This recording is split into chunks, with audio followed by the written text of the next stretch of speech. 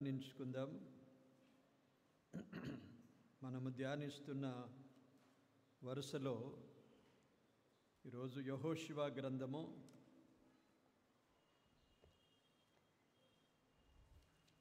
3వ అధ్యాయములో నుండి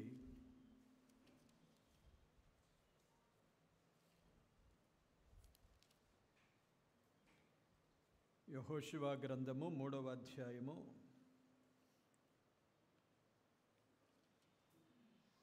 1 నుండి 6 వచనాలు చదువుతాను.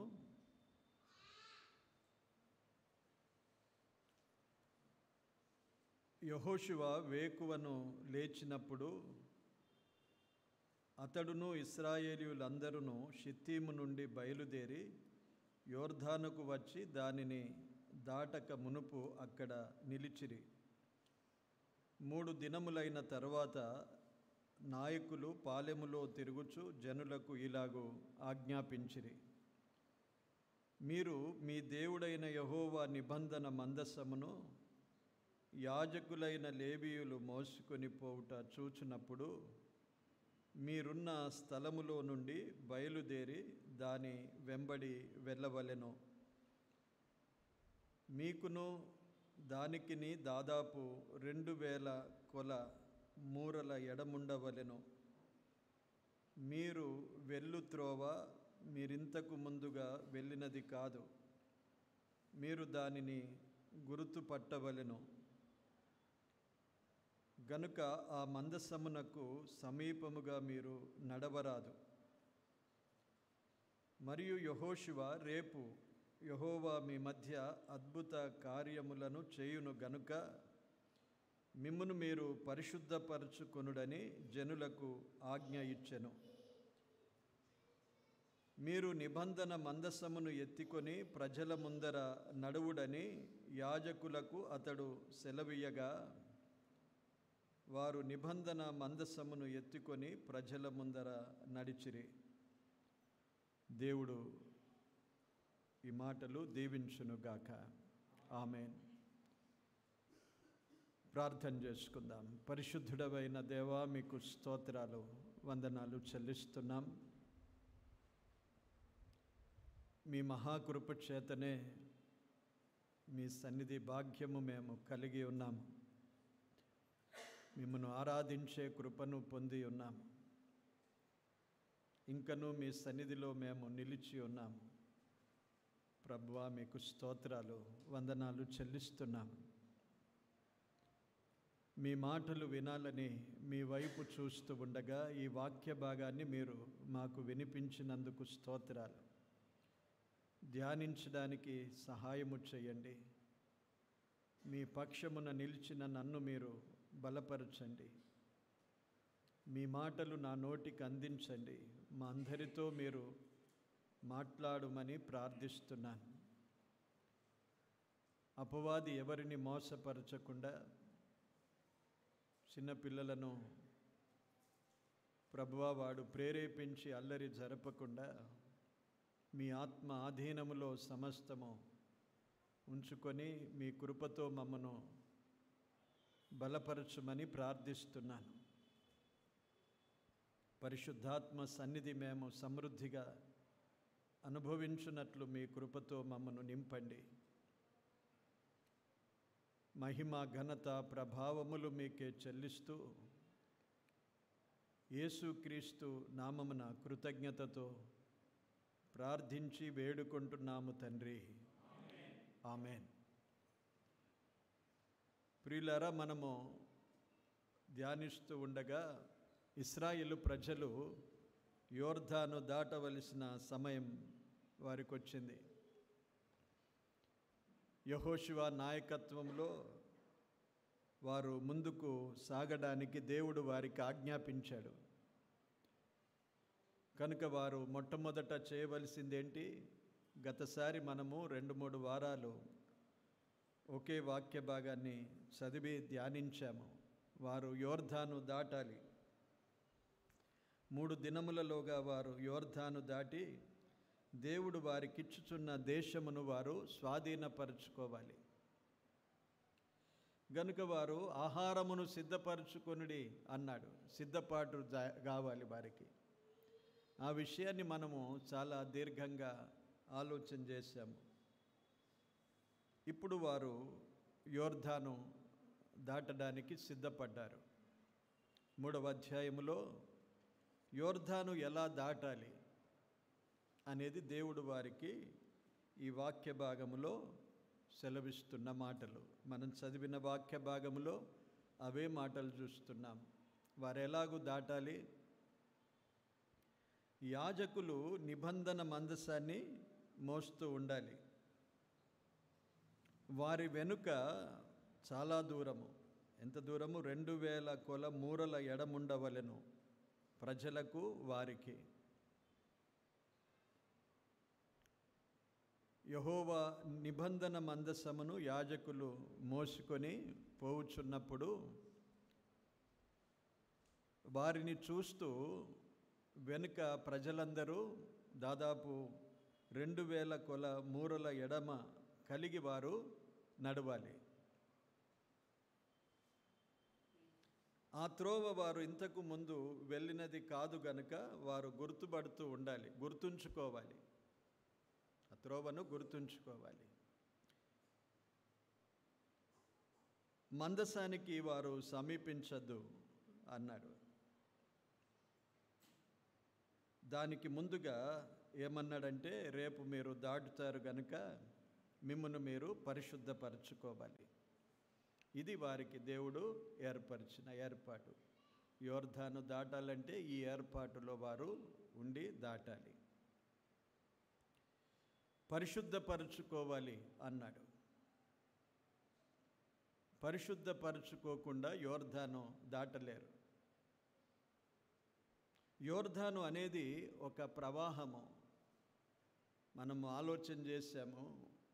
ఆ ప్రవాహములో లోక ప్రవాహము, లోక ఆచారాల ప్రవాహము, లోకములో ఉన్న అపవిత్రతతో కూడిన ప్రవాహము, లోకములో ఉన్న శ్రమలతో కూడిన ప్రవాహం అది. ఇది దాటాలి. అందులో మనము ఆ ప్రవాహములో కొట్టుకొని పోకూడదు అనే విషయాన్ని మనము ఆలోచన చేశాం. కనుక ఈ ప్రవాహము దాటాలి అంటే దేవుడు ఏర్పరిచిన ఈ నియమాలను మనము పాటించాలి. పరిశుద్ధపరచుకోవాలి అన్నాడు. ఎలా పరిశుద్ధపరచుకోవడం? ఈ విషయాలు కొన్ని వాక్య భాగములో మనం చూద్దాం. ధర్మశాస్త్రమునకు ముందు ఎలా పరిశుద్ధపరచుకున్నారు, ధర్మశాస్త్ర కాలములో ఎలా పరిశుద్ధపరచుకున్నారు, ఇప్పుడు ధర్మశాస్త్రము తర్వాత ఉన్న కాలం ఇది ఎలా పరిశుద్ధపరచుకుంటారు. ఈ 3 విషయాలు మనం ఎరిగి ఉండాలి. ఇప్పుడు మనం ఏ కాలములో ఉన్నాము? 3 కాలాలు చెప్పిన కదా. ధర్మశాస్త్రమునకు ముందు కాలం ఒకటి, ధర్మశాస్త్ర కాలం. ఇప్పుడు ఏ కాలము? ధర్మశాస్త్రము లేని కాలం ఇది. ఇది ప్రభువైన యేసుక్రీస్తు మనకు అనుగ్రహించిన రక్షణ కృపాకాలం ఇది. ఆదికాండములో మనం చూసినట్లయితే 35వ అధ్యాయములో చూద్దాం మనము. ఆదికాండము 35వ అధ్యాయము.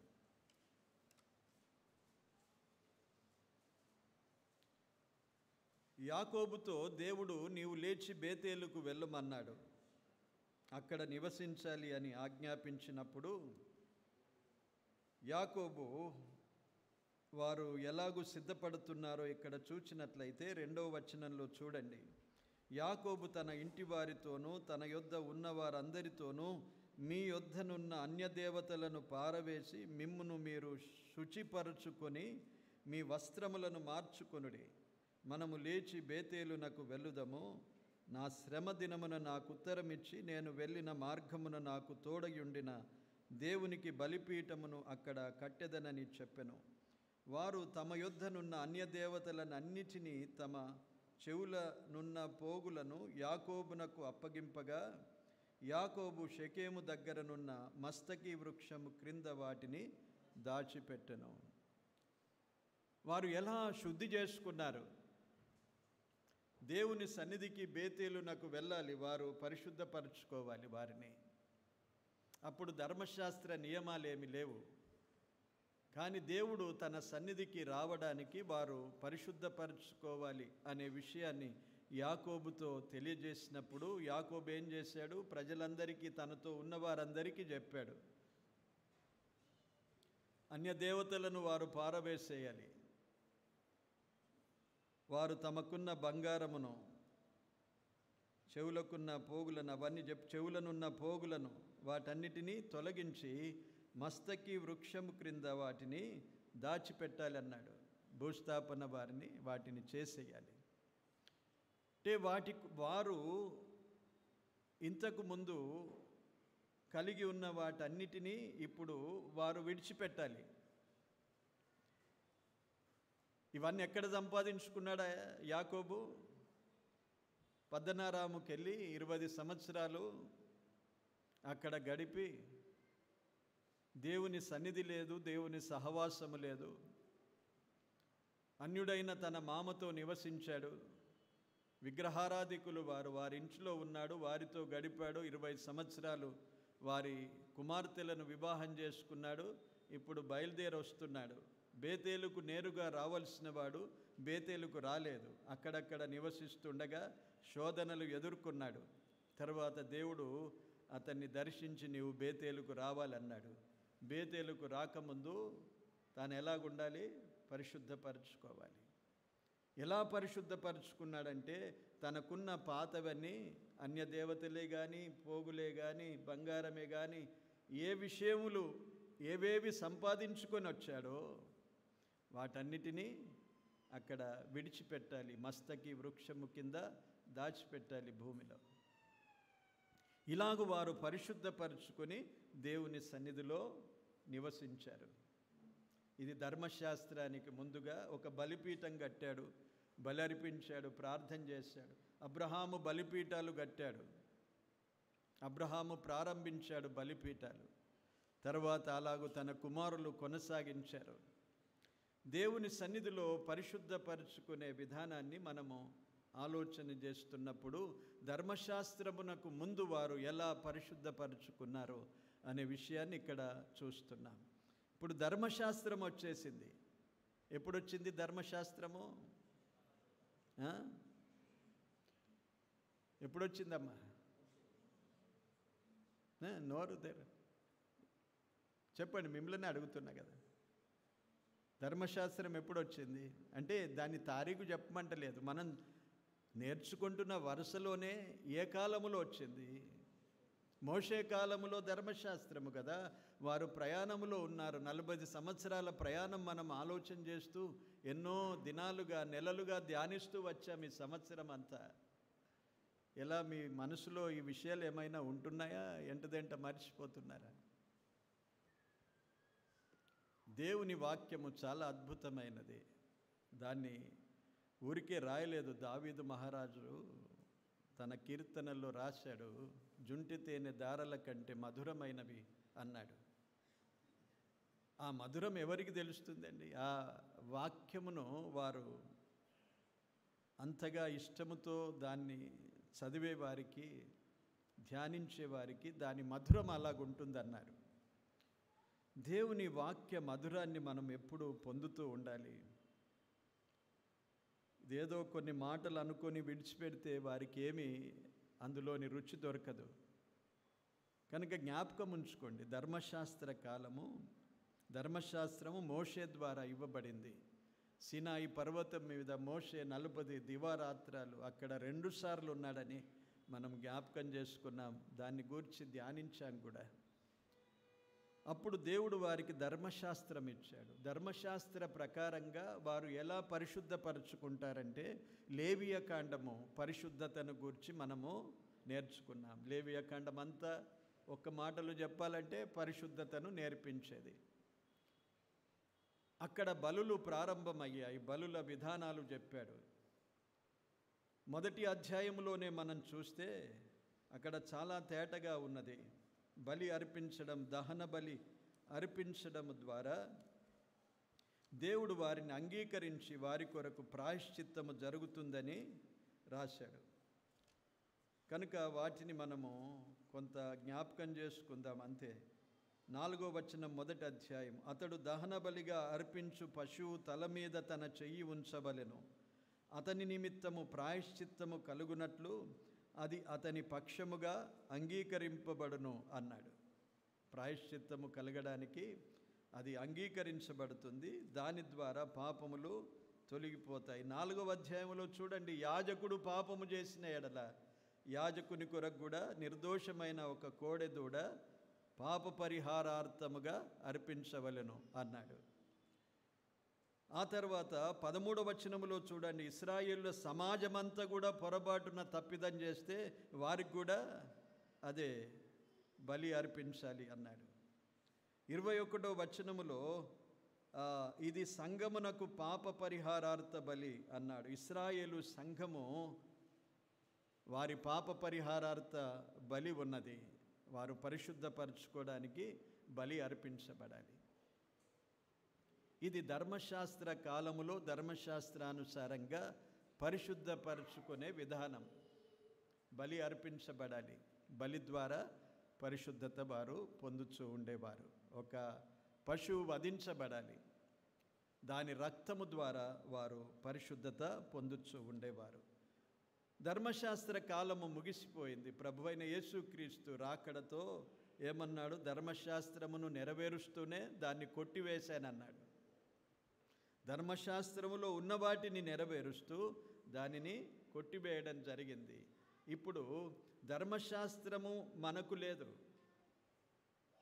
అందులో ఉన్న విషయాలను మనము గ్రహిస్తున్నాము, నేర్చుకుంటున్నాం. కానీ ధర్మశాస్త్రానుసారమైన బలులు ఇప్పుడు మనకు లేవు. ధర్మశాస్త్రానుసారమైన బలులు లేవు. కానీ హెబ్రీయులకు రాసిన పత్రికలో ఒక్కసారే మన కొరకు బలి అర్పించబడింది. ఇక సారిసారికి మన కొరకు బలులు లేవు అనే విషయాన్ని హెబ్రీయులకు రాసిన పత్రిక 10వ అధ్యాయములో అపోస్తలుడైన పౌలు రాసిన ఈ పత్రికలో 10వ వచనములో చూడండి, మనం ఎలాగూ పరిశుద్ధపరచబడి ఉన్నాము అనే విషయాన్ని చాలా స్పష్టముగా రాశాడు. యేసుక్రీస్తు యొక్క శరీరము ఒక్కసారియే అర్పింపబడుట చేత ఆ చిత్తమును బట్టి మనము పరిశుద్ధపరచబడి ఉన్నాము అన్నాడు. ఇప్పుడు మనం ఎలా పరిశుద్ధపరచబడి ఉన్నామో? యేసుక్రీస్తు ప్రభు యొక్క బలియాగము ద్వారా, ఆయన రక్తము చిందించబడుట ద్వారా, ఆయన రక్తములో కడగబడిన వారమై మన పాపములను క్షమించి మన పాపముల కొరకై ఆయన ప్రాయశ్చిత్తార్థముగా బలియాగమగుట ద్వారా మనం ఇప్పుడు పరిశుద్ధపరచబడి ఉన్నాం. ధర్మశాస్త్ర కాలములో ఒక జంతువు రక్తము చేత వారు పరిశుద్ధపరచబడేవారు. ఆ రక్త ప్రోక్షణ జరిగేది వారి మీద. సంవత్సరానికి ఒకసారి బలులు అర్పించేవారు. పాపం చేసినప్పుడు, అపరాధం చేసినప్పుడు, దోషులైనప్పుడు వారు దాని నుండి పరిశుద్ధపరచుకోవాలంటే మళ్ళీ ఒక బలి అర్పించాలి వారు. ఆ విధమైన నియమాలు వారు పరిశుద్ధపరచుకునే విధానాలు. ఇప్పుడు మనకు బలులు లేవు. మనము పరిశుద్ధంగా ఉండాలి అని మనకు ఎప్పుడు హెచ్చరికలు ఉంటూనే ఉన్నాయి. పేతురు రాసిన పత్రికలో మనం చదువుకుంటాం. ఆ తర్వాత ఆరాధనలో కూడా మనం జ్ఞాపకం చేసుకుంటాం. దేవుడు పరిశుద్ధుడు, నేను పరిశుద్ధుడను గనుక మీరును సమస్త ప్రవర్తన యందు పరిశుద్ధులయ్యుండుడి అన్నాడు. దేవుడు మనలను పరిశుద్ధపరిచాడు. లేవియ కాండములో కూడా, సంఖ్యాకాండములో కూడా ప్రతి చోట దేవుడు తానే తన ప్రజలను పరిశుద్ధపరచుచున్నాడు అని రాశాడు. వారికి జంతువుల యొక్క బలియాగము ద్వారా వారికి పరిశుద్ధత, మనకు మన ప్రభువైన యేసుక్రీస్తు యొక్క బలియాగము ద్వారా, ఆయన రక్తము ద్వారా మనకు పరిశుద్ధత మనము పొంది ఉన్నాం. వీరిని పరిశుద్ధపరచుకోమన్నాడు కదా. అంటే వారు బలులు అర్పించారు, వారు ధర్మశాస్త్రానుసారంగా పరిశుద్ధపరచబడుతూ ఉన్నారు. కానీ మళ్ళీ ప్రతిసారి వారికి ఒక బలి అర్పించబడుట, పరిశుద్ధపరచబడుట, ఇలాగూ దైవ నియమం. దైవ సన్నిధిలో వారు కనబడినప్పుడెల్లా వారు నిర్దోషులుగా ఉండాలంటే ఒక బలి అర్పించబడాలి. దేవుని ఏర్పాటును బట్టి వారు పరిశుద్ధపరచుకోవాలి అన్నప్పుడెల్లా వారు బలులు అర్పించి పరిశుద్ధపరచుకోవడం జరుగుతూ ఉన్నది. ఇప్పుడు మనం ఎలాగూ పరిశుద్ధపరచుకోవాలి? దేవుడు మనలను పరిశుద్ధపరిచాడు, అయినా పరిశుద్ధంగా ఉన్నామా అనేది మనకు డౌటే కదా. ఎప్పుడు ఎవరైనా చెప్పగలుగుతారా నేను పరిశుద్ధుడను? కానీ దేవుని సన్నిధిలో మనము ఎలాగూ ఉండాలని దేవుడు మనల్ని నిర్ణయించుకున్నాడు. ఎఫెసీలోకి రాసిన పత్రికలో చూడండి. ఎఫెసీలోకి రాసిన పత్రిక 1వ అధ్యాయము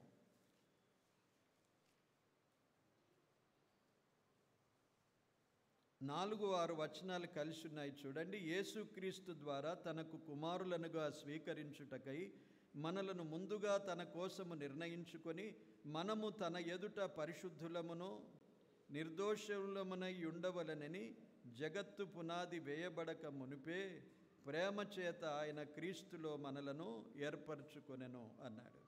మనం ఎలాగుండాలని దేవుడు ఏర్పరచుకున్నాడు? పరిశుద్ధులముగాను నిర్దోషులముగాను ఉండాలనేది దేవుడు మనలను ఏర్పరచుకున్నాడు. హెబ్రీయులకు రాసిన పత్రిక 10వ అధ్యాయంలో కూడా ఆయన సన్నిధానమునకు ఎలాగూ రావాలనో చెప్పాడు 10వ అధ్యాయములో. అందుకే ప్రతి ఆరాధన సమయంలో మనం జ్ఞాపకం చేసుకునేది ఏంటంటే, మనము పరిశుద్ధంగా ప్రభు సన్నిధిలో నిలిచి ఆరాధించాలనేది నేర్చుకుంటున్నాం. ఈ పరిశుద్ధత ప్రభువైన యేసుక్రీస్తు రక్తములో కడగబడిన తర్వాత మళ్ళీ మన పరిశుద్ధతను మనము సరిచేసుకోవడానికి, పరిశుద్ధపరచుకోవడానికి ఏర్పాటు దేవుడు మనకుంచాడు. మళ్ళీ ప్రభు సిలువలో బలియాగమై రక్తము చిందించాడు. రక్తము ఒక్కసారే చిందించబడింది, పరిశుద్ధపరచబడినాం. హెబ్రీయులకు రాసిన పత్రికలో 10వ అధ్యాయములో మనం చూస్తే ఇలాగూ వ్రాయబడింది చూడండి.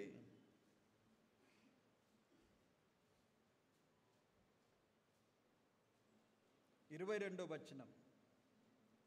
మనస్సాక్షికి కల్మషము తోచకుండునట్లు ప్రోక్షింపబడిన హృదయములు గలవారమును నిర్మలమైన ఉదకముతో స్నానము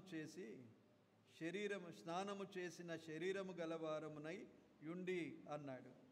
ఉదకము చేత స్నానం ఎలాగు చేసి కడుక్కుంటామో అలాగూ ఉదకము అనేది దేవుని వాక్యముతో పోల్చబడింది. ఎఫెసీయులకు రాసిన పత్రికలో మనం చూద్దాం చూడండి.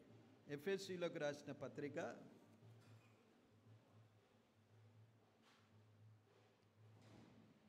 5వ అధ్యాయము 25-27 వచనాలు కలిసి ఉన్నాయి.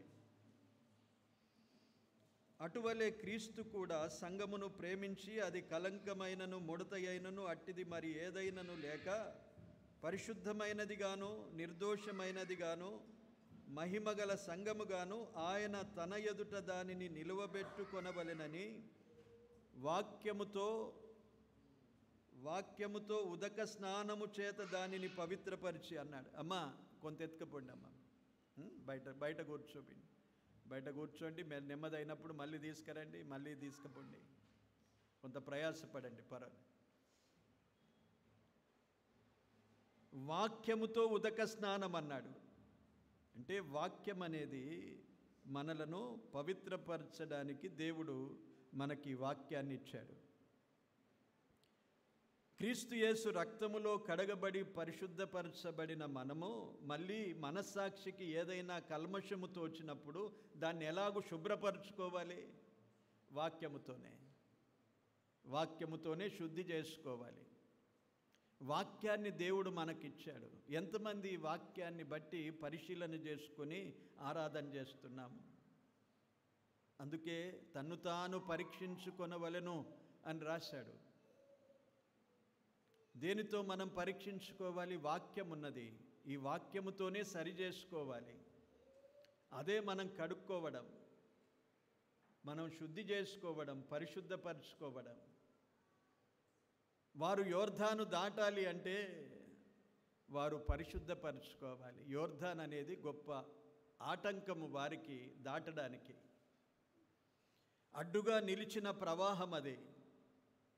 దేవుడు స్వాధీనపరచుకోవడానికి దేవుడు ఏర్పరిచిన ఆ పాలు తేనెలు ప్రవహించే ఆ దేశాన్ని స్వాధీనపరచుకోవడానికి అడ్డముగా నిలిచిన ఒక ప్రవాహము. దాన్ని దాటాలంటే పరిశుద్ధపరచుకోవాలి. అది మొదటి దేవుడు ఏర్పరిచిన ఏర్పాటు. మనం కూడా మనకు ఎన్నో ఆటంకంగా నిలుస్తూ ఉంటాయి. దేవుడు మనకు ఏర్పరిచిన ఈ భాగ్యం ఆరాధనకు రావాలంటే ఎన్నో ఆటంకాలు వస్తాయి మధ్యలో. ఎన్నో తొందరలు మనం ఎదుర్కొంటాం, ఎన్నో శ్రమలు ఎదుర్కొంటాం, ఎన్నో కష్టాలు ఎదుర్కొంటాం. యోర్దాను ప్రవాహము లాంటివి ఎన్నో మన ముందు నిలుస్తాయి ప్రభువులో మనము సాగిపోకుండా. ఎర్ర సముద్రము ఎదుట దేవుడు వారికి ఆజ్ఞాపించింది ఏంటి? నిలిచి ఉండకూడదు అన్నాడు. మీరెందుకు నిలిచున్నారు? సాగిపోవుడి అన్నాడు. ఎర్ర సముద్రము లాంటి గొప్ప సముద్రం అది. దాన్ని దాటిపోవడానికి దేవుడు వారికి ఆజ్ఞాపించాడు. మీరు సాగిపోవాలి, ఇక్కడ నిలిచి ఉండకూడదు. సాధారణంగా మనం ఏదైనా ఆటంకాలు వస్తే నిలిచిపోతాం. ఎక్కడికి నిలిచిపోతాం? దైవ సన్నిధికి రావడానికి. దేవుడు మనకు ఏర్పరిచిన భాగ్యం ఈ భూమి మీద సంఘ సహవాసమే. పరలోకములో దేవుని సన్నిధి ఉన్నది, ఇక్కడ మనకు దేవుని సహవాసం ఉన్నది. సంఘము ఆయన శరీరము. ప్రత్యక్షంగా ఆయన మనకు కనిపించకపోయినా, ఒక వ్యక్తిగా మనకు కనిపించకపోయినా ఆయన శరీరం అని చెప్పాడు. ఈ సంఘమే, ఈ సంఘానికి శిరస్సు తానే అని చెప్పాడు. మన హృదయములో ఈ ఆలోచన కలిగి ఉండాలి. సంఘం అంటే నేను మామూలుగా కాదు, అది దేవుని సన్నిధి, దేవుని శరీరము, దేవుని సహవాసములో నేను ఉండాలి. దేవునితో నేను గడపాలి. దేవునితో గడపడానికి దేవుడిచ్చిన ఈ భాగ్యాన్ని పొందడానికి అనేక ఆటంకాలు మనకు ఎదురొస్తాయి. అవి చిన్నవి కానీ పెద్దవి కానీ మనం వాటిని బట్టి ఏం చేస్తాము? ముందుకు సాగలేకపోతాం. ఎందరం మనము ఈ సమస్యల్లో ఉండిపోతాం. అనేక సార్లు సంభవిస్తుంది. కానీ చాలా చులకనగా తీసుకుంటారు చాలామంది. పోన్లే, ఈ ఆదివారం లేకపోతే మళ్ళీ ఆదివారం అనుకుంటారు. ఏ చిన్న సమస్య వచ్చినా ఆగిపోతారు. దేవుడు మనలను ఆరోగ్యంగా ఉంచినంత కాలము, దేవుడు తన కృపచేత బలపరిచి బలము ఉంచినంత వరకు దైవ సన్నిధిని పొందాలని ఆకాంక్ష, ఆసక్తి, దేవుని పట్ల ప్రేమ కలిగి ఉండాలనేది మనం నేర్చుకోవాలి. దానిని దాటడానికి దేవుడు పరిశుద్ధపరచుకోవాలన్నాడు. యేసుక్రీస్తు రక్తములో కడగబడిన అనుభవం, నీ మనస్సాక్షికి ఏదైనా కల్మషమును బట్టి నీవు దాటలేకపోతే దాన్ని ఏం చేసుకోవాలి? కడుక్కోవడానికి దేవుడు ఉంచాడు. వాక్యముతో సరి చేసుకోవాలి, వాక్యముతో శుద్ధి చేసుకోవాలి. మరొక విధంగా దేవుడు మనలో పరిశుద్ధాత్మను ఉంచాడు. చూడండి, తెస్సలోనికైలకు రాసిన 2వ పత్రిక 2వ అధ్యాయం 13వ వచనములో ఉన్నది చూడండి. ప్రభు వలన ప్రేమింపబడిన సహోదరులారా, ఆత్మ మిమ్మును పరిశుద్ధపరచుట వలన అన్నాడు. ఆత్మ యొక్క మరొక పని ఏంటంటే పరిశుద్ధపరచుట వలన అన్నాడు. ఆత్మ పనులు ఎన్నో ఉన్నాయి, ఆత్మకార్యాలు. అందులో ఒకటి ఆత్మ మిమ్మును పరిశుద్ధపరచుట వలన అన్నాడు. ఆత్మ పరిశుద్ధపరిచేదిగా కూడా ఉన్నది. నీవు అప్పగించుకుంటే ఆత్మ ద్వారా నీవు ఏమవుతావు? హెచ్చరించబడతావు. నీలో ఉన్న కల్మషాన్ని, నీలో ఉన్న తప్పిదాన్ని బయలుపరుస్తుంటుంది ఆత్మ. దాన్ని కడుక్కోవడానికి దేవుడు వాక్యం అనే ఉదకాన్ని కూడా ఇచ్చేశాడు. వీటితో మనము శుద్ధి చేసుకోవాలి, సరి చేసుకోవాలి, దేవుని సన్నిధానానికి రావాలి. ఆయన సన్నిధి మనకు చాలా పవిత్రమైనది, పరిశుద్ధమైనది. ఆయన మనకు ఆజ్ఞాపించినది, నన్ను జ్ఞాపకము చేసుకొనుటకు దీనిని చేయుడి అని సెలవిచ్చిన బల్ల ఆరాధన క్రమము, రొట్టె విరిచే ఈ క్రమములో మనం పాలు పొందుతుండగా మనలను మనం ఈ విధంగా సరిచేసుకొని దేవుని సన్నిధిలో కనిపించాలి. కనుక పరిశుద్ధపరచుకొనుట అనే విషయం అర్థమైపోయి ఉంటుంది ఇప్పటికీ. ఇంతకు ముందు ఎలాగూ పరిశుద్ధపరచుకున్నారు, ధర్మశాస్త్ర కాలములో ఎలాగూ పరిశుద్ధపరచుకున్నారు, ఇప్పుడు ఎలాగూ మనము పరిశుద్ధంగా ప్రభు సన్నిధిలో చేరి రావాలి. సరే, ఇలాగూ వారు యోర్దాను దాటడానికి దేవుడు వారికి ఏర్పాటు చేశాడు. ఇప్పుడు ఏం చేయాలి, వారు ఎలా నడవాలి అనే విషయాన్ని కింద నుండి మనం ముందుకెళ్తున్నాం. పరిశుద్ధపరచుకోవాలి. పరిశుద్ధపరచుకున్న తర్వాత యాజకులు వారు నిబంధన మందసాన్ని మోసుకొని నడుస్తూ ఉంటారు ముందు. వారు వెనుక నడవాలి. యాజకులను వారు వెంబడించాలి. ఏ యాజకులైతే నిబంధన మందసాన్ని మోసుకొని ఉన్నారో ఆ యాజకులను వెంబడించాలి సమూహం అంతా. ఎలా వెంబడించాలి? వారిని చూచుకుంటూ వెంబడించాలి అన్నాడు. చూడండి, ప్రతి మాటలో ఒక ఆత్మీయమైన అర్థం ఉన్నది, ఆత్మీయమైన అనుభవం ఉన్నది అందులో. మనం ఎలా నడవాలి మన జీవితంలో? మనకు మందసము లేదు ఇప్పుడు కదా, మందసము మన ప్రభువే. అందుకే హెబ్రీయులకు రాసిన పత్రిక 12వ అధ్యాయములో మన విశ్వాసమునకు కర్త దానిని కొనసాగించువాడునైనా యేసు వైపు చూచుచు ఓపికతో మన ముందుంచబడిన పందెములో పరిగెత్తుదము అన్నాడు. మనం ఎవరి వైపు చూడాలి ఇప్పుడు? యేసు వైపు చూడాలి. మన మందసము ఆయనే. మందసము అంటే దేవుడే. ఆనాడు మందసాన్ని ఫిలిస్తీయులు ఇశ్రాయేలుతో యుద్ధం చేసినప్పుడు ఇశ్రాయేలీలు ఓడిపోతున్న సమయంలో వారు మందసాన్ని తీసుకొచ్చారు యుద్ధభూమికి. ఆ యుద్ధభూమికి తీసుకొని రాబడిన మందసాన్ని చూసి వారేమనుకున్నారు? దేవుడే దిగి వచ్చాడు, దేవుడే యుద్ధభూమికి వచ్చాడు అన్నాడు. కనుక మనము చూడవలసింది మన ప్రభువైన యేసుక్రీస్తునే. యోర్దాను అనేది మనం జ్ఞాపకం ఉంచుకుందాం. అదేంటో అది దాటాలంటే మనం ఎవరిని చూడాలి? ప్రతి ఆటంకాన్ని దాటవలసిన వారం మనము. ఏదైతే మనకు అడ్డుగా నిలుస్తుందో దేవుని ఏర్పాటును పొందడానికి, దేవుడు మనకిచ్చిన భాగ్యాన్ని పొందడానికి ఏదైతే అడ్డంగా నిలుస్తుందో దానిని దాటడానికి మనం ఎవరిని చూడాలి? మనుషులను చూడొద్దు. అక్కడ యెహోషువను చూడమని చెప్పలేదు. యెహోషువ నాయకుడు కదా, ఆ నాయకుడిని చూడమని చెప్పలేదు. లేక ప్రతి గోత్రానికి అధికారులు ఉన్నారు, జనుల అధికారులు అక్కడ వారికి ఆజ్ఞాపించారు. జనుల నాయకులు, జనులకు కూడా నాయకులు ఉన్నారు, ప్రతి గోత్రానికి నాయకులు ఉన్నారు. వారిని చూచి నడవమనలేదు, కానీ ఎవరిని చూడమన్నారు? యాజకులు నిబంధన మందసాన్ని మోసుకొని వెళుతున్న నాయకులను ఆ యాజకులను చూడమన్నారు. నిబంధన మందసము వైపు చూడమన్నారు. ఈరోజు మనం కూడా దేన్ని చూచి నడవాలి దేవుని సన్నిధికి? చాలామంది మనుషులను చూసి వస్తూ ఉంటారు.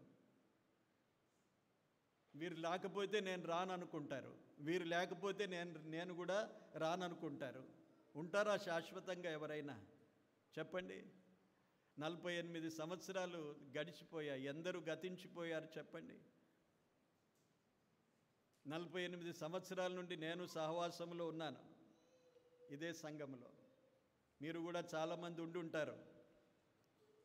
ఆనాటి నుండి ఈనాటి వరకు ఎందరు విశ్వాసులు దేవుని సన్నిధికి వెళ్ళిపోయారు, నాయకులు వెళ్ళిపోయారు, నడిపించిన వారు వెళ్ళిపోయారు, విశ్వాసులు వెళ్ళిపోయారు, మనము ప్రేమించేవారు వెళ్ళిపోయారు.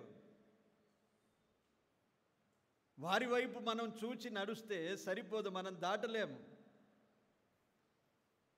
లేక ఇప్పుడున్న వారిని చూసి నడవలేము మనము. ఎవరు మనకు బాగా అనిపిస్తారో వారిని చూసి మనం నడుస్తున్నా, నేను వారిని బట్టే సహవాసానికి వస్తున్నానంటే వారు రేపు లేకుండా పోతారు.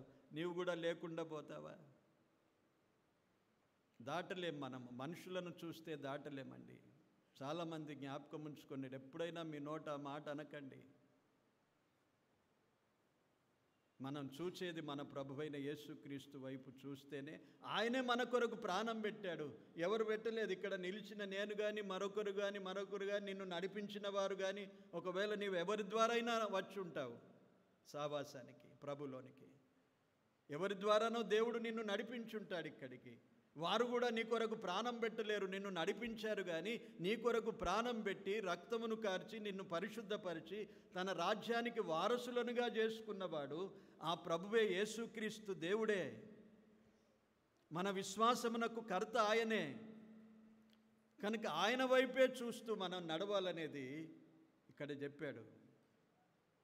దానికి ముందు ఒక మాట ఉన్నది చూడండి. ఇంత గొప్ప సాక్ష్య సమూహం మన మధ్య ఉన్నదని 11వ అధ్యాయములో విశ్వాస వీరుల సాక్ష్యాలన్నీ చెప్పిన తర్వాత 12వ అధ్యాయములో ఇలాగూ చెప్తున్నాడు. వారు సాక్షులు మాత్రమే, వారు మాదిరిగా ఉన్నవారు మాత్రమే, వారు మేఘముగా మన మీద ఉన్నారు. అంతేగాని మనం చూచేది వారి వైపు కాదు, మనం చూచేది యేసు వైపు అన్నాడు.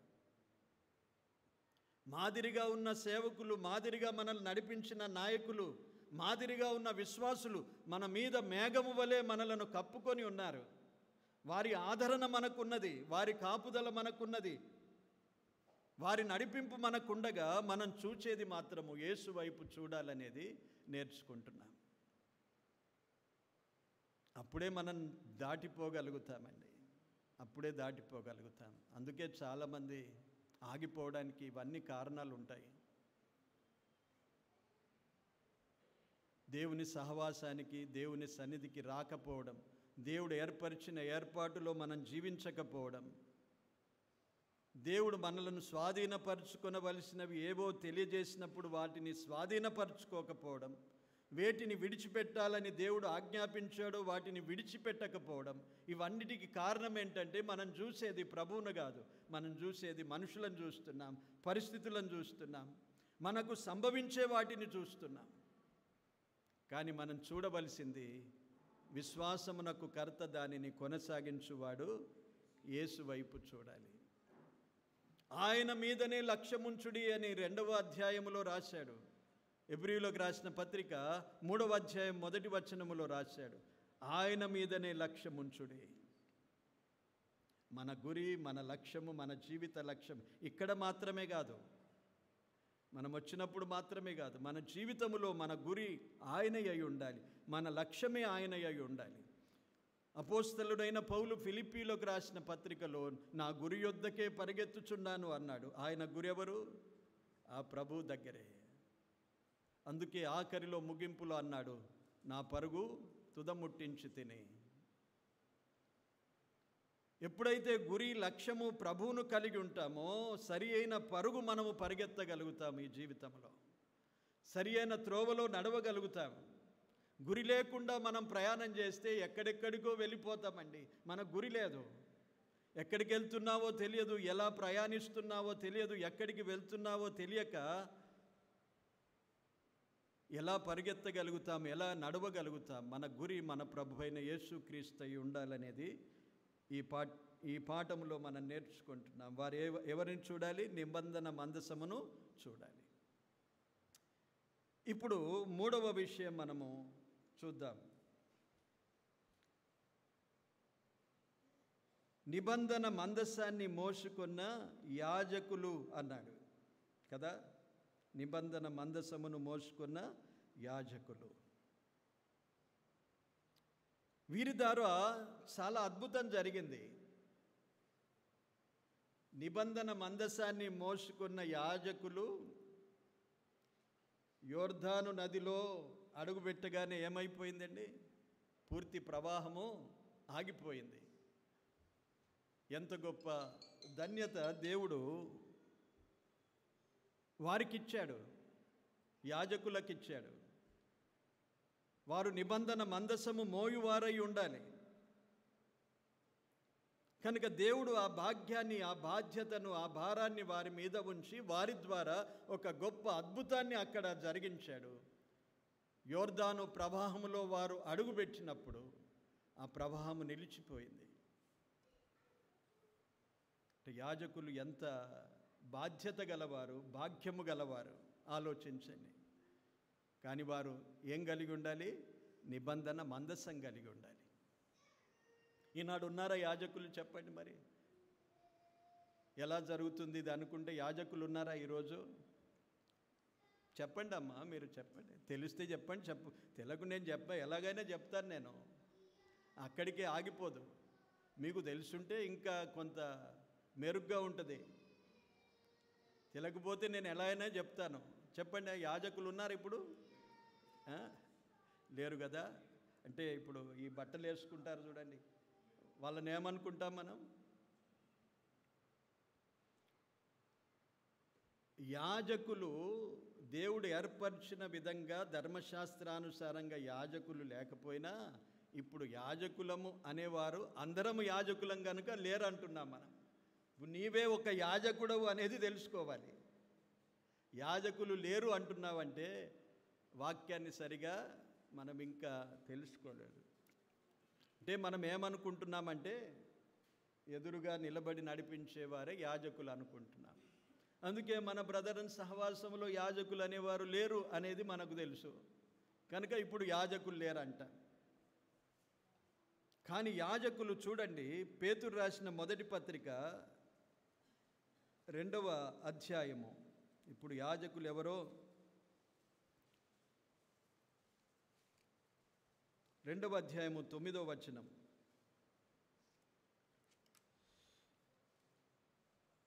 ఆ పేతురు రాసిన మొదటి పత్రిక 2వ అధ్యాయము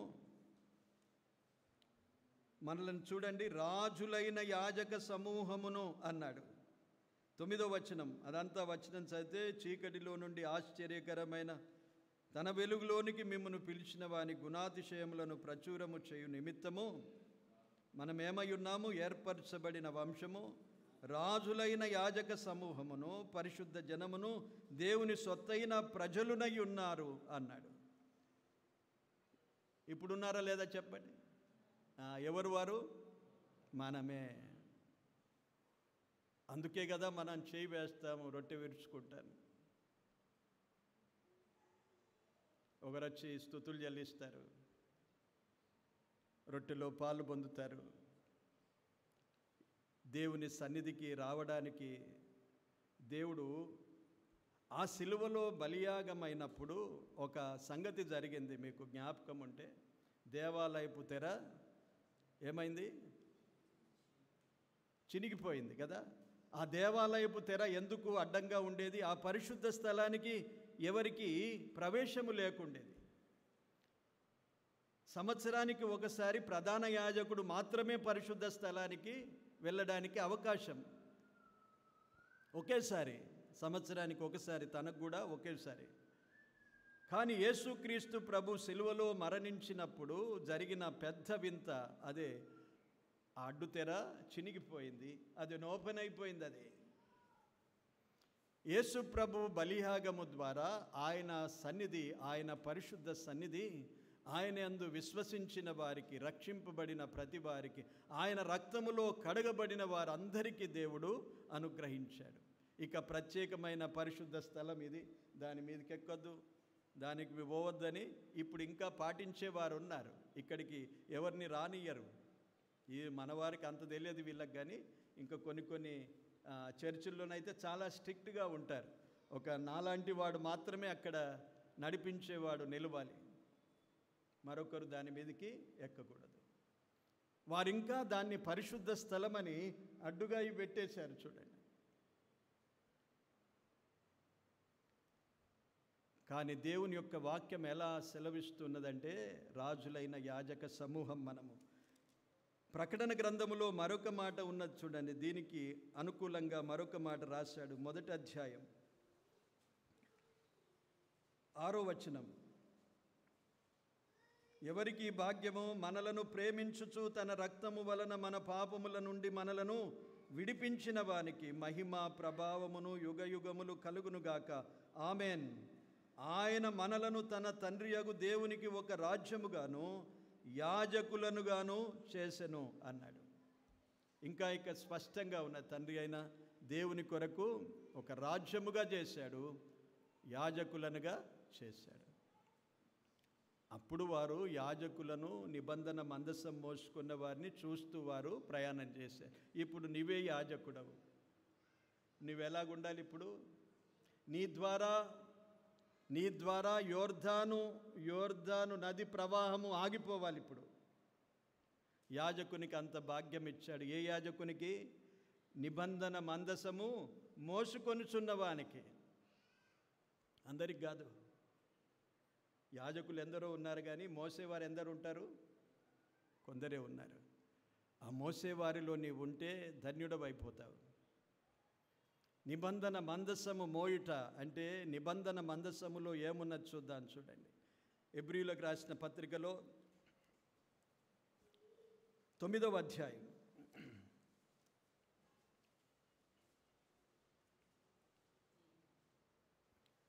4వ వచనం చదువుకుందాం. అందులో సువర్ణ ధూపార్తియుది ప్రత్యక్ష గుడారములో ఉన్నవి. అంతటను బంగారు రేకులతో తాపబడిన నిబంధన మందసమును ఉండెను. ఆ మందసములో ఏమున్నాయి చూడండి.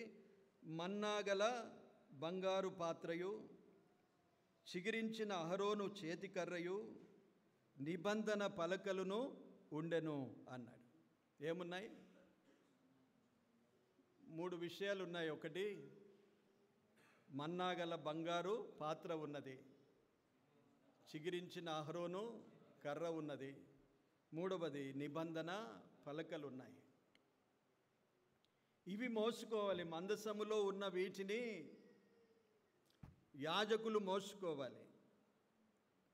ఆ మోసుకొని ఉన్న యాజకుల పాదాలు యోర్దాను నది తాకినప్పుడు అవి ఆగిపోయాయి. యాజకులను బట్టి ఆగిపోయాయా? నిబంధన మందసమును బట్టి ఆగిపోయినాయా? చెప్పండి. నిబంధన మందసము కలిగిన యాజకులను బట్టి ఆగిపోయాయి. ఊరికే యాజకులు ఒకవేళ అక్కడ నిలుస్తే వారు కొట్టుకొని పోయేవారే. ఇప్పుడు మనం యాజకులమే కదా, యాజకులం మనం. మనలో నిబంధన మందసము లేకపోతే మనం కూడా కొట్టుకొని పోతాం. అందుకే ఎంతమంది లోకంలో కొట్టుకొని పోయారు చెప్పండి. యాజకులైనారు కానీ నిబంధన మందసము లేదు వారి మీద.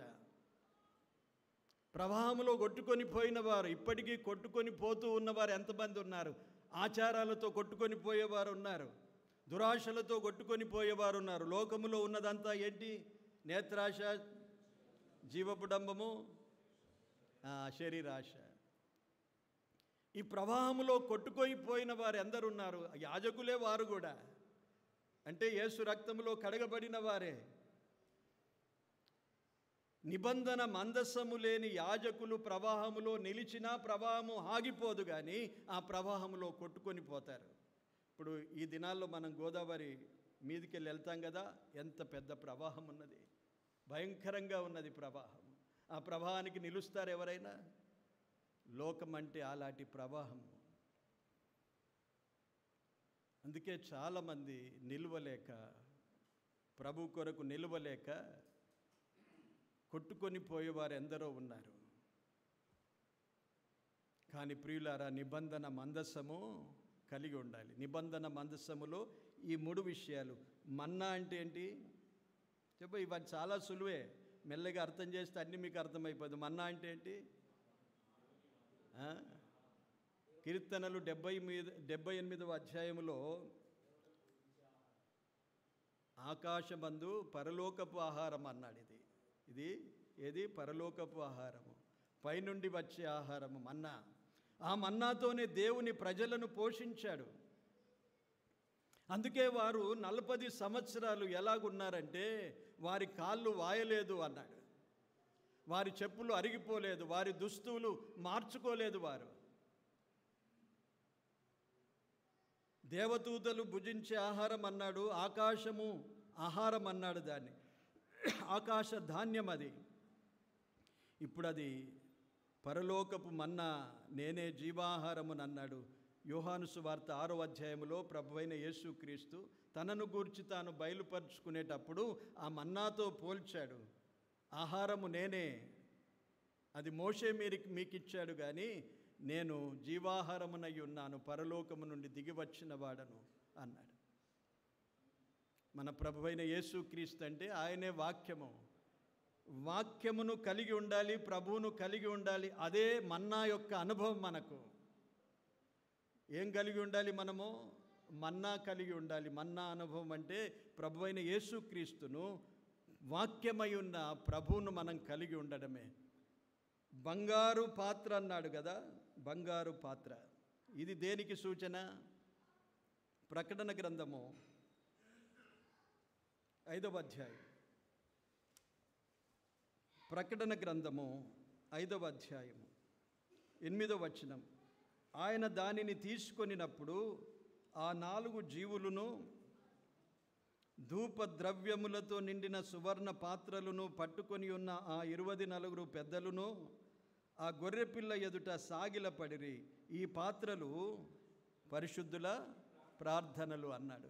ఏ పాత్రలు? సువర్ణ పాత్రలు. బంగారు పాత్రలు దేనికి సూచన? ప్రార్థనకు సూచన. మన్నా ప్రభువైన యేసుక్రీస్తు దేవుడు మనకు అనుగ్రహించిన వాక్యానికి సూచన. ఇవి రెండు కలిగి ఉండాలి. ఎవరికి? యాజకులకు. ఎవరు యాజకులు? మనమే యాజకులం.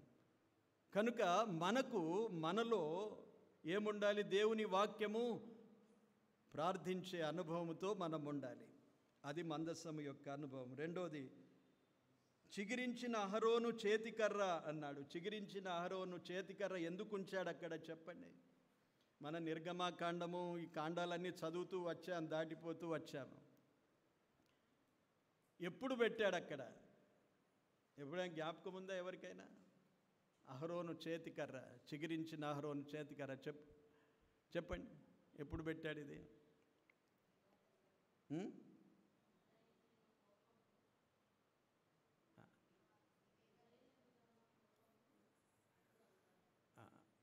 లేదు. సంఖ్యాకాండం 17వ అధ్యాయానికి వస్తే 16వ అధ్యాయములో కోరహు సమూహమంతా తిరుగుబాటు చేశారు. మేమందరం పరిశుద్ధులమే అన్నారు. వీరితో ఏం పని? మేమందరం పరిశుద్ధులమే అని 250 మందిని పోగు చేసుకొని తిరుగుబాటు చేశారు. దేవుడు కోపగించుకొని వారిని హతమార్చేశాడు. ఇప్పుడు మళ్ళీ తిరుగుబాటు జరగకుండా దేవుడు ఏర్పరచుకున్న వారెవరో గుర్తించడానికి గోత్రానికి ఒక ముఖ్యుణ్ణి ఏర్పాటు చేసుకొని వారికి కర్రలు ఇచ్చాడు. ఆ కర్రలను ఒకరోజు పెట్టమన్నాడు అక్కడ. ఆ కర్రలలో ఎవరి కర్ర పుష్పించుతుందో లేక ఎవరి కర్ర ఫలిస్తుందో, దానికి ఆకులు వస్తాయో, చిగురిస్తుందో, ఆ కర్ర గలవాన్ని నేను ఏర్పరచుకున్నాను అనే సూచన ఇచ్చినప్పుడు అహరోను కర్ర చిగురించిపోయింది. సంఖ్యాకాండం 17వ అధ్యాయంలో ఉన్నది. ఆ ఒక్క మాట చదువుకుందాము. దానికి సంఖ్యాకాండము 17వ అధ్యాయం 5వ వచనం చూడండి. నేను ఎవని ఏర్పరచుకొందునో వాని కర్ర చిగురించును అన్నాడు. ఈ మందసములో ఎవరి కర్ర ఉన్నది? దేవుడు ఏర్పరచుకున్న వాని కర్ర ఉన్నది. ఈ అనుభవం ఏంటంటే నిన్ను దేవుడు ఏర్పరచుకున్నాడు. మందసము మోసేవాడు ఎవరన్నట్లు దేవుడు ఏర్పరచుకున్నవాడు. దేవుడు ఏర్పరచుకున్న వానిలో ఉండవలసిన విషయాలు ఇంకా చాలా ఉన్నాయి. వాటన్నిటిని ధ్యానించాలంటే దేవుడు ఎందుకొరకు ఏర్పరచుకున్నాడు? ఏర్పరచుకున్న అనుభవం మనలో ఉండాలి. మందసం మోయడము అంటే అందులో వాక్యము, ప్రార్థన అనేది చూసాం. ఇప్పుడు అహరోను కర్రను చూస్తున్నాం. ఏర్పరచబడిన వారికి సూచనగా అహరోను ఉన్నాడు అక్కడ. ఈరోజు ఏర్పరచబడిన వారి లెక్కలో మనం ఉన్నాము. పిలువబడిన వారు అనేకులైనా ఏర్పరచబడిన వారు కొందరే అన్నాడు.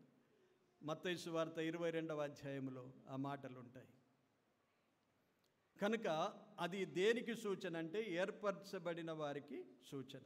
మనలను దేవుడు లోకములో నుండి ఏర్పరచుకున్నాడు, ప్రత్యేకపరుచుకున్నాడు.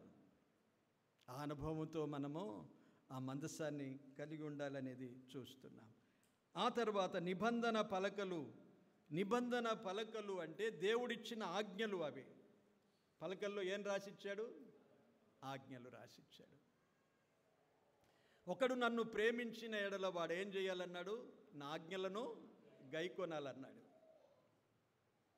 యోహాను సువార్త 14వ అధ్యాయంలో ఉన్నది. ఒకడు నన్ను ప్రేమిస్తే దానికి సూచన ఏంటంటే వాడు నన్ను నా ఆజ్ఞలు గైకొంటున్నట్లయితే వాడు నన్ను ప్రేమిస్తున్నాడు. ఊరికే నోటితో చెప్పుకుంటే కాదు. మనం ఊరికే నోటితో ఎన్నోసార్లు చెప్తాను, నేను దేవుణ్ణి బహుగా ప్రేమిస్తున్నాను. అందుకే పేతురును 3 సార్లు అడిగాడు, నీవు నన్ను ప్రేమిస్తున్నావా, నన్ను ప్రేమిస్తున్నావా అన్నాడు. దేవునికి తెలియదా? తన నోటితో చెప్పించాడు. కనుక నిబంధన పలకలు అనేవి దేవుడిచ్చిన ఆజ్ఞలను కలిగి ఉండడం, అనుసరించిన వారంగా ఉండడం. ఇప్పుడు ఇవన్నీ సమకూర్చుకొని ఆలోచన చేద్దాం. యాజకుడు ఏం కలిగి ఉండాలి? ఏర్పరచబడిన వాడై ఉండాలి. మనం ఏర్పరచబడిన వారమేనా? ఆలోచించాలి. నిబంధన పలకలు దేవుని ఆజ్ఞలను అనుసరిస్తూ ఉన్నవారమా? ఆలోచించాలి. దేవుని వాక్యాన్ని కలిగి ప్రార్థనలు కలిగి ఉన్నవారమా? అప్పుడు ఆ యాజకునికి ఎంత భాగ్యం అంటే, వాణ్ణి చూచి సమూహమంతా వెంబడిస్తూ ఉన్నారు. నిన్ను చూచి అనేకులు ప్రభువును వెంబడిస్తారు. అనేకుల ఎదుట సాక్షులంగా మనం నిలిచిపోతాం. నీవు చెప్పబడదు అసలు. అందుకే కదా మన సాక్ష్యమును బట్టి అనేకులు మార్చబడతారన్నాడు. మనలను బట్టే దేవుని నామము కూడా దూషింపబడుతుంది. మనలను బట్టే దేవుని నామము మహిమపరచబడుతుంది. ఇలాగు మనము మన జీవితాన్ని కాపాడుకొని, ఇలాగు నిబంధన మందస్సములో ఉన్న ఈ అనుభవాన్ని మన జీవితములో కలిగి ఉంటే మనలను అనేకులు వెంబడిస్తారు. నీ ఇంటివారు రక్షింపబడతారు నిన్ను చూసి. ఒకవేళ నీ భర్త బాగులేకపోతే మార్చబడతాడు. నీ భార్య బాగులేకపోతే మార్చబడుతుంది. పేతురు రాసిన పత్రికలో ఉన్నది అది. నీ ప్రవర్తన బట్టే అన్నాడు. అనేకులు వెంబడిస్తారు. మాత్రమే కాకుండా ఆ యాజకులు ఆ ప్రవాహములో అడుగుపెట్టగానే ఆ గొప్ప ప్రవాహము ఆగిపోయింది. గొప్ప అద్భుతం జరిగింది కదా. ఇలాంటి అనుభవం మనకే ఉండాలి అన్నాడు. ఇప్పుడు మనం ఎవరిని చూడకూడదు, మనమే కలిగి ఉండాలి. ఆ నిబంధన మందసము నేనే మోయాలి. మోసేవారిని చూచి నడవడం కాదు. ఇప్పుడు ప్రభువైన యేసుక్రీస్తును నా ముందు పెట్టుకొని చూచి నడుస్తూ నేను ఒక యాజకునిగా నడవాలి. నా ద్వారానే దేవుడు అనేక సంగతులను, అనేక అద్భుతాలను చేయాలి. ఎవరో చేస్తారు, ఎవరో వస్తారు అనేది కాదు. ఇప్పుడు నీ ద్వారానే దేవుడు జరిగిస్తాడన్నాడు. కానీ నీలో ఏముండాలి? ఈ నిబంధన మందసము మోయాలి నువ్వు. కానీ మనం ఎవరెంటనో వెళ్తాం. వీరు చేస్తారో, వారు చేస్తారో, వారు చేస్తారో.